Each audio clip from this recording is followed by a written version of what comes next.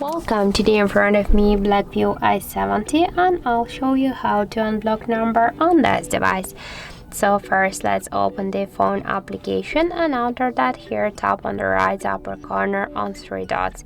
Then tap into the settings and you'll see here the block numbers section.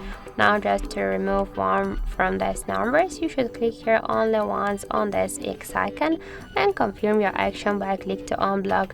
And now we can see the message that this number unblocked successfully. Also, we can do it by the same way. So we can just remove the second number by the same way. Just click to the X icon and tap here to unblock, and that's it. So thank you for watching, and if you found this video helpful, don't forget to leave a like, comment and to subscribe our channel.